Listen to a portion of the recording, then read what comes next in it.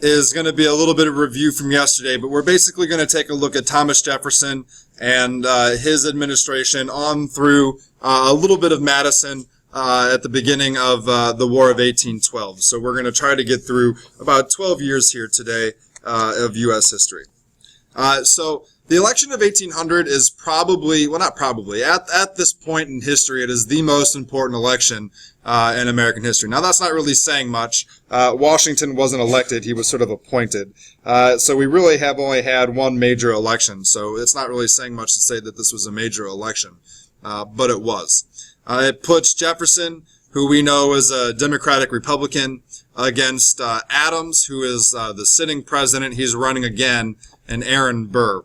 But Adams, as we learned yesterday from the John Green video, Adams is not going to have a very good run of things. So basically it's going to turn into Jefferson versus Burr. This election is eventually going to come down to the House of Representatives, essentially. At this time, if the Electoral College was unclear, or if there was a tie, the House of Representatives would then decide the race.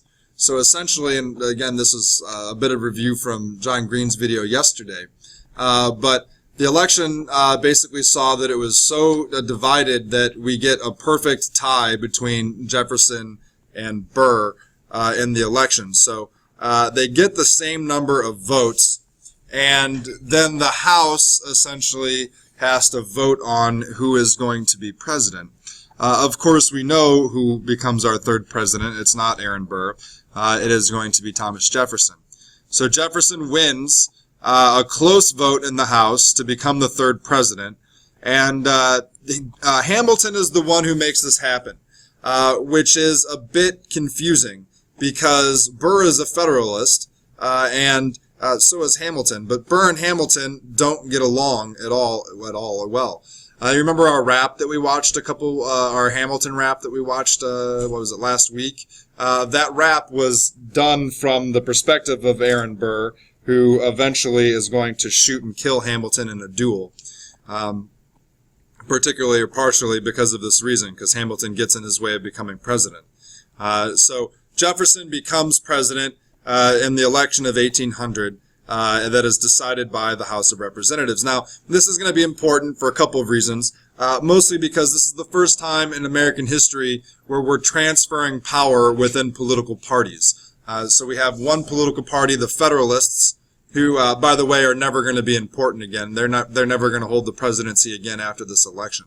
But we have the Federalists giving up power to the Republicans without any really controversy. It's a smooth and honorable transition, which is important and sets a good precedent moving forward. So Jefferson wins and becomes our third president. And like I said, this is significant because we're changing philosophies here.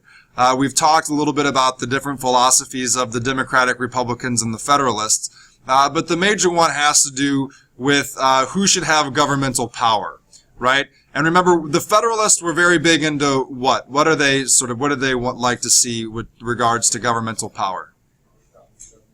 A stronger government, a stronger what government? Central government or state governments? Yeah, central government. Federalists, therefore, federal power for stronger central government. Whereas the Democratic Republicans are going to be more for stronger state rights, state power. So we're going to see that sort of play out a little bit here with Jefferson and his policies. But Jefferson comes in the election of 1800. He's going to come in 1801 is when he'll start his administration. Now, this is going to result in the most important Supreme Court case in the United States. In an attempt to, I guess, maintain Federalist power, right up until basically the second that he is removed from office, Adams is appointing judges who are sympathetic to the Federalist Party to federal judgeships, right? And one of these judges, who is appointed by what we call a midnight appointment, these midnight judges, One of them is going to be Marbury. So 16 new judgeships were created, and then they were appointed all with Federalist judges. So essentially this is a court packing plan to make sure that the Federalists are able to maintain some sort of power. They just lost the presidency, so they're no longer going to have that power, but they still might be able to have some say in the judicial branch and the court system with all of these newly created and newly appointed judges. So Adams basically gets all these midnight appointments, and then we're going to see Marbury is going to be one of these guys. So we have this Judiciary Act, which creates the new judgeships, and then Adams basically gives all of these new positions to Federalists.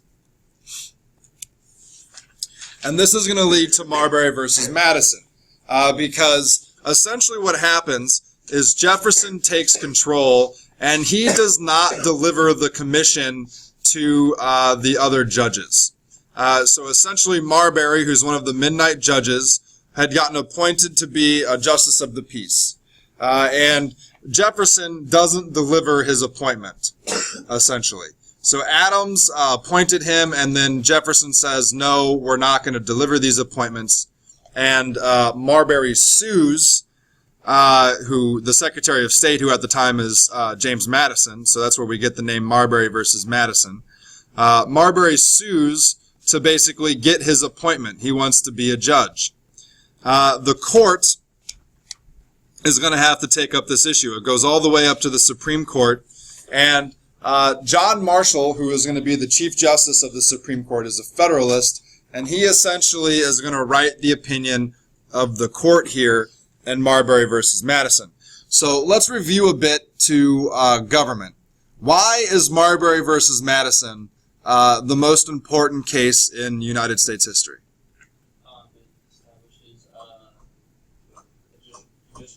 Good, yeah, so it establishes the doctrine of judicial review. And Colin, can you remind me what judicial review is? What is the power of judicial review? Yeah, so it's basically that the Supreme Court can declare acts of Congress unconstitutional. So here, I'm going to go back a slide.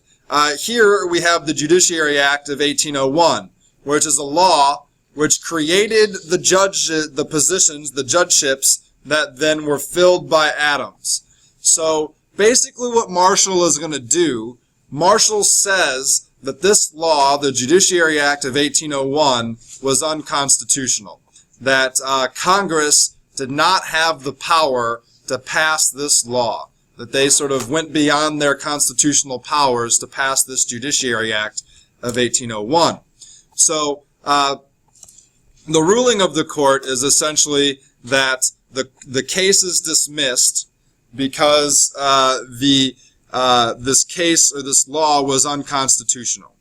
So they dismiss the case, and Marshall asserts or creates this idea of judicial review, which is going to greatly increase the power of the Supreme Court. All right. So this is very significant because it gets us the judicial review, which essentially is the main power of the judicial branch. Remember from Gov last year, we talked about how the main power of the Supreme Court and the judicial branch does not actually exist in the Constitution. It was created by the court itself, in this case of Marbury versus Madison. So this is an incredibly important case. In law school, we spent 2 weeks on this one case, reading it line by line by line, and I'm not kidding. It was the worst 2 weeks of law school. was going through and reading Marbury versus Madison line by line. But it's that important, it's that crucial. So an important decision here, important part of American history that is essentially created by Thomas Jefferson, because Jefferson and Madison refused to deliver the appointments that Adams had created right at the end of his presidency. So any questions there on Marbury versus Madison? Okay. So moving on to another important concept of Jefferson's presidency, which is going to be the first war the first declared war in the United States, which is going to be a war against the Barbary pirates who exist in a country called Tripoli, which we'll see a map here in a second. So essentially, there are a bunch of pirates on the north coast of Africa. So imagine the Mediterranean Sea. The north of the Mediterranean Sea is Europe, southern Europe, right? You have Italy, bits of France, Spain, Greece over towards the eastern edge. But then when you swing around, the southern part of the Mediterranean Sea is North Africa. And the north part of Africa is where these Barbary pirates are.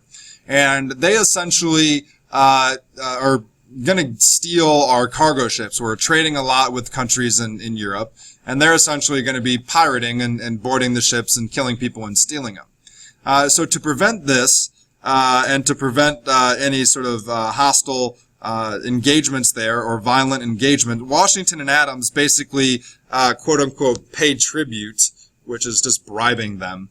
He just bribes the pirates to essentially its protection.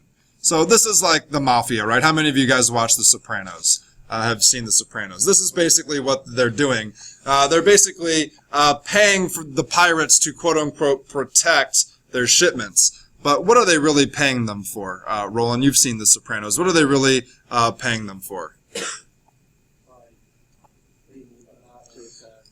Yeah, they're paying them not to attack, basically. It's called quote-unquote protection, right? So the pirates are there to make sure that the American trade vessels, the American merchants, aren't getting attacked. But they're really getting paid to not attack the Americans. Okay, so that's essentially what's going on here. Much like when you pay the mob for protection, quote-unquote protection, you're paying the mob not to hurt you, or not to come in and rob your business, basically. And that's what's happening here. So it's sort of similar to what happens in The Sopranos. So they're paying them essentially to this protection. Now, Jefferson, as we talked about on the quiz and as we talked about yesterday, he's trying to lower the amount of spending in the United States. So he tries to basically get rid of the Navy, so he doesn't have to pay for it. Well, this is going to be a problem, and he's trying to save money. So there's no way to protect the merchant ships anymore, and he's trying to save money, so he's not going to bribe the pirates, much like Adams and Washington did. So the pirates essentially become a problem, and they start attacking American ships. So you can see here the purple countries, Morocco, Algeria, Tunisia, and Tripoli there, are basically the Barbary states. And as you can see from the darker purple, they're going to raid shipments that are going to trade with European nations. So you can see they're going to France, they're going to Spain, they're going to Italy and Naples. And you can see down here towards the south where some of the battles are, where they're capturing some of our ships and burning them. So essentially, our first war in the United States is our war against Tripoli, against these Barbary pirates, because the pirates basically get cranky with Jefferson. Jefferson says, we're going to stop paying you tribute, we're going to stop paying you for protection. The pirates are upset about this, and they declare war. And Tripoli, so I'm going to go back one slide real fast. Again, Tripoli, you can see it's the furthest east one down there, one of the bigger nations down in Africa there, is going to be the country that's going to declare war against us. So we go ahead and we send in the Marines. The Marines are created, and this is their first battle. So the history of that long-standing military branch, Semper Fi is their saying that they have for the Marines. So they are going to be the first battle on the shores of Tripoli. Of course, we win. We win our first war that we get involved in, and we finally have some peace after we defeat the Africans in Tripoli.